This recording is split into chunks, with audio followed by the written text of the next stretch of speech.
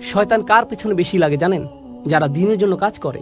শয়তান অন্য যে কারো চেয়ে তার পেছনে বেশি সময় ব্যয় করে, যাতে সে আল্লাহর অবাধ্য হয়। বিশেষ করে যখন সে একা থাকে, তারা বেশি ঝুঁকিতে থাকে, তাদের উপর বেশি আক্রমণ হয়ে থাকে। আমাদের মধ্যে কিছু ভাই ও বোন আছেন যারা ইসলামিক কর্মকাণ্ডে খুবই সক্রিয়। তারা অনেক ভালো কাজ করেন, কিন্তু একই সাথে তাদের কিছু খারাপ অভ্যাসও দেখা যায়। এগুলো পাপের কাজ। এটা এতই গুরুতর সমস্যায় রূপ নিয়েছে যে তারা এগুলোতে আসক্ত হয়ে পড়েছেন। তাদের সাহায্য দরকার। তাদের কি দরকার জানেন?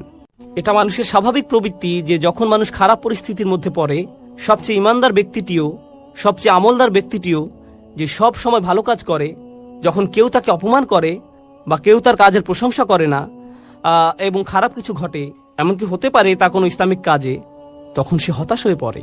এরা ভালো মানুষ। সবরের ব্যাপারে তাদের চেয়ে কে ভালো জানে?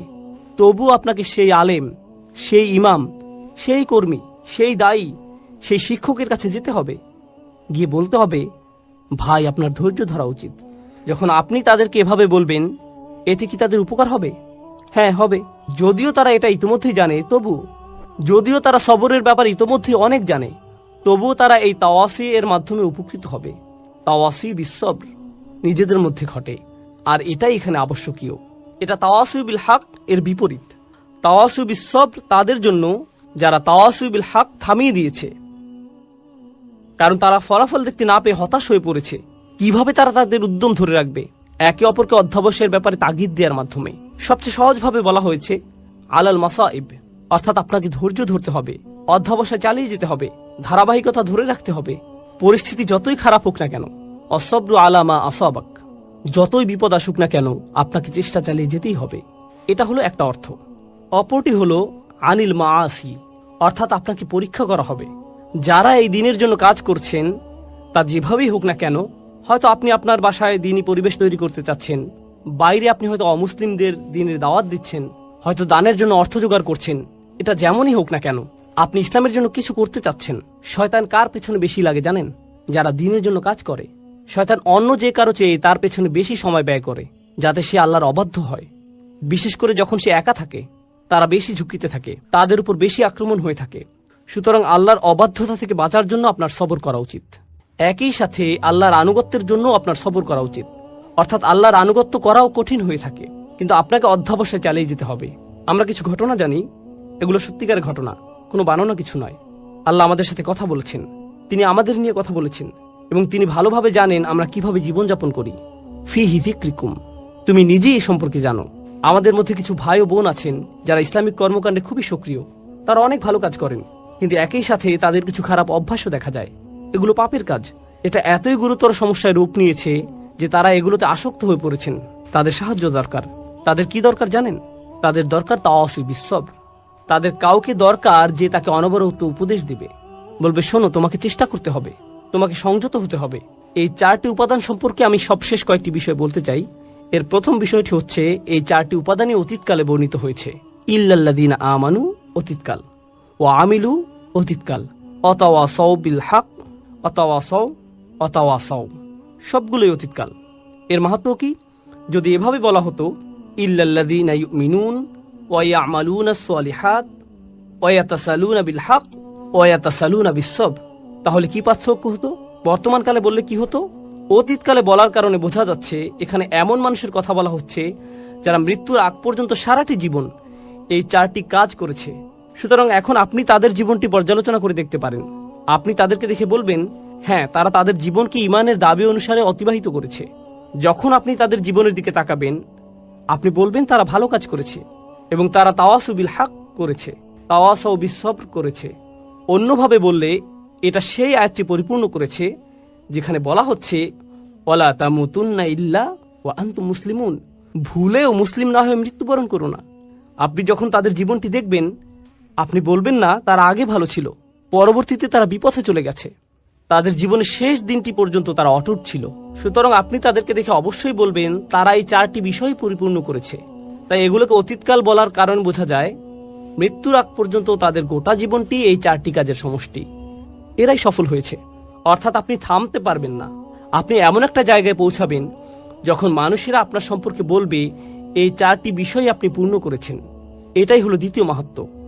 এর শেষ বিষয়টি হলো, যা আমার মনে হয় সূরা আসরের এই আলোচনার অন্যতম গুরুত্বপূর্ণ বিষয়, তা হলো বায়ের কয়েকটি তাৎপর্য আপনারা জানেন। বিলহাক শব্দটি নিয়ে আমরা আলোচনা করেছি। একইভাবে যখন তারা তাওয়াসি বিসবর করে, যখন তারা একে অপরকে উৎসাহ দেয় ধৈর্যের সাথে, তারা ধৈর্যের সাথে ধৈর্যের উপদেশ দিচ্ছে এবং তারা একে অপরকে ধৈর্যের প্রতি উৎসাহ দেয়। কেউ যদি বলে আমি তোমাকে ধৈর্যের সাথে উপদেশ দিচ্ছি আর আমি তোমাকে ধৈর্যের প্রতি উপদেশ দিচ্ছি, এই দুইয়ের মধ্যে একটা পার্থক্য আছে। এই দুইটি আসলে আলাদা বিষয়। ধৈর্য ও অধ্যবসায়ের প্রতি যেভাবে আমি তোমাকে উপদেশ দিচ্ছি, এতেও ধৈর্যের প্রয়োজন আছে। এই উপদেশ দেওয়ার জন্য আমাকে ধৈর্য ধরতে হবে। আপনাকে তাড়াহুড়া করলে চলবে না, আপনাকে খুবই ধৈর্যশীল হতে হবে। যে আল্লাহর প্রতি অবাধ্য আচরণ করে তার প্রতি আপনাকে খুবই সহনশীল হতে হবে। আপনি তাকে পরামর্শ দিবেন, এই পরামর্শ দেওয়ার সময় আপনাকে ধৈর্যশীল আচরণ করতে হবে। আর আপনি তাকে কিসের প্রতি উৎসাহ দিচ্ছেন? ধৈর্যের ব্যাপারেই। তাহলে আপনি যেভাবে তাকে পরামর্শ দেন তাতে ধৈর্যের প্রয়োজন হয়। আবার এই ধৈর্য ধারণের প্রতি আপনি তাকে উৎসাহ দিচ্ছেন। শেষ আরেকটি বিষয় আমার মনে পড়েছে, এটা নিয়ে একটু বলি। এই চারটি বিষয় আসলে একে অপরের জন্য একটা পরীক্ষার মতো। অর্থাৎ যদি কেউ সবর হারিয়ে ফেলে, শেষ কথা হচ্ছে এই চারটি বিষয় আসলে একে অপরের জন্য একটা পরীক্ষা। অর্থাৎ যদি কেউ সবর হারিয়ে ফেলে তাহলে সে তাওয়াসু বিল হক করতে পারবে না। কেন পারবে না? কারণ যখনই সে মানুষকে সত্যের ব্যাপারে জানাতে যাবে, মানুষ এমন কথা বলবে যা সে সহ্য করতে পারবে না। আর যখন মানুষের এমন কথা সে শুনবে, পরিস্থিতি তার জন্য কঠিন হয়ে যাবে। সে বলবে আমি এটা নিতে পারছি না। যখন সে বলবে আমি এটা নিতে পারছি না, আমি সহ্য করতে পারছি না, এ থেকে তার কিসের ঘাটতি বোঝা যায়? সবরের ঘাটতি। সুতরাং যখন কেউ সত্যের প্রতি আহ্বান করে না, বুঝতে হবে সেখানে সবরের ঘাটতি আছে।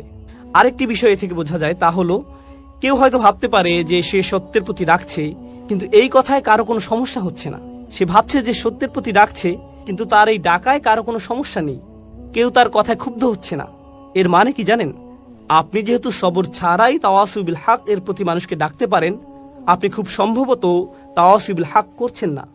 কেননা এই পৃথিবীর সবচেয়ে ভদ্র ও নরম মনের মানুষেরা যখন মানুষকে সত্যের পথে ডেকেছে, তারা বিপদে পড়েছেন। এটা হচ্ছে এই কাজের আবশ্যিক ফলাফল। আল্লাহর সবচেয়ে ধৈর্যশীল রাসূলদের দিকে তাকান, নূহ আলাইহিস সালামের দিকে তাকান। তার পুরোটা জীবন ছিল দাওয়াতি কাজে পূর্ণ, আর পুরো জীবন জুড়েই ছিল সবর। কেননা তিনি মানুষকে যা বলেছেন তা মানুষকে বাধ্য করেছে তাকে অপমান করতে, কটু কথা বলতে, তার বিরুদ্ধে দাঁড়াতে। আর এজন্য প্রয়োজন হয় সবরের। আর যখন এই দুটিরই ঘাটতি হয়, যখন আপনি মানুষকে সত্যের প্রতি ডাকছেন না আর সেজন্য আপনার সবর করারও কোনো প্রয়োজন নেই, যখন এই শেষ দুটির ঘাটতি হয়, যখন কারো মধ্যে এই দুটি থাকে না, তা থেকে আমরা কি বুঝতে পারি কিসের ঘাটতি আছে? প্রথম দুটি শর্ত, ঈমান ও ভালো কাজ। কারণ যতক্ষণ না আপনি নিজেই ভালো কাজ করবেন, খারাপ কাজ আপনার চোখে পড়বে না। যদি আপনি নিজে ভালো কাজের সাথে যুক্ত না হন, আপনি বুঝতে পারবেন না খারাপ কাজ করলে সমস্যাটা কি। কিন্তু যখন আপনি নিজের পরিবর্তন করবেন, আপনি হয়তো পার্টি করতেন, তারপর আপনি আল্লাহর কাছে ভালোভাবে তওবা করে তার আনুগত্য করতে শুরু করলেন। যখন আপনি আল্লাহর আনুগত্য করেন আর অন্যরা পার্টি করে, এতে আপনি বিরক্ত হন, তাদের জন্য আপনার খারাপ লাগে। আগে এতে আপনার কিছু মনে করতেন না, কিন্তু এখন আপনার মনে হচ্ছে তারা কিভাবে এটা করছে, আমার তাদেরকে থামানো উচিত। আমি নিজেই ভুল করেছি, আমি চাই না তারাও একই ভুল করুক। এটা আপনাকে কষ্ট দেয়। কিন্তু এটা যদি আপনাকে কষ্ট না দেয়, আপনার যদি কখনো মনে না হয় যে আপনার তাদেরকে থামানো উচিত, তার মানে হলো আপনি ভালো কাজের প্রতি প্রতিশ্রুতিশীল নন। আর আপনার যদি ভালো কাজের ব্যাপারে প্রতিশ্রুতি না থাকে, তার মানে আপনার কি নেই? ঈমান। তাহলে এই সবগুলো বিষয় হচ্ছে লাজিম ও মালজুম। এগুলো একটি অপরটির আবশ্যিক ফলাফল এবং একটি আরেকটির সাথে ওতপ্রোতভাবে জড়িত। আমি অন্য সূরাগুলোর চাইতে এই সূরাটিতে অনেক বেশি সময় নিয়েছি। আমরা সূরা নাবা থেকে শুরু করেছিলাম, তখন একটি সেশনে একটি সূরা শেষ করেছি, কিন্তু এটা সূরা আসরের চতুর্থ সেশন। আলহামদুলিল্লাহ, অবশেষে আমরা এটা শেষ করতে পেরেছি। কেন জানেন? কারণ আমার মনে হয়েছে এটা সবচেয়ে ছোট সূরা। এটা এমন একটি সূরা যা মুখস্থ করা খুবই সহজ। আমাদের বেশিরভাগই এটা আত্মস্থ করে ফেলেছে, কিন্তু এটা সবচেয়ে ভারী সূরা। এই সূরার ওজন সবচেয়ে বেশি। আপনি আপনার জীবনকে কিভাবে দেখেন তা এই সূরাটি পুরোপুরিভাবে পরিবর্তন করে দেবে। আপনি কিভাবে আপনার পরিবারের সাথে আচরণ করেন, আপনার দৈনন্দিন জীবন, যা আপনি অর্জন করেছেন, যা এখনো অর্জন করতে পারেননি, তার চেয়েও বড় কথা সফলতা এবং ব্যর্থতা বলতে আপনি কি বোঝেন, এই সূরাটি এই সব কিছুর প্রতি আপনার মনোভাব পরিবর্তন করে দেবে। ডক্টর ফাদেল সালেহ আস-সামেরাই বলেছেন, কোন সূরা শুরু কোনো না কোনোভাবে এর শেষ অংশের সাথে সম্পর্কিত, কোন সূরা শুরুর অংশ তার শেষের অংশের সাথে যুক্ত। এই সূরা শুরু কি ছিল? একটি আয়াত, ওয়াল আসর, যা দিয়ে বোঝা যায় যে আপনার সময় শেষ হয়ে আসছে। আর শেষ আয়াতটি হলো 4টি উপাদান নিয়ে, যা আমরা গত 2 সেশন ধরে আলোচনা করছি। তাহলে এই দুইটি অংশ একটি অপরটির সাথে কিভাবে যুক্ত? ঈমান ভালো কাজ, তাওয়াসু বিল হক, তাওয়াসু বিস সবর। এর ব্যাপারে সচেতন হওয়ার জন্য আপনার সময় শেষ হয়ে আসছে। আপনি সময় থাকতে সবকিছু ঠিক করে নিন। আপনার নিজের জন্য এটা খুব জরুরি একটা বিষয়। ইন্নাল ইনসানা লাফি খুসর, এটা কে? আপনি ধরে নিন ইন্নান নাফসি, আমার নিজের জন্য। আমি নিজেই ক্ষতির মধ্যে আছি, আমি বিপদের মধ্যে আছি।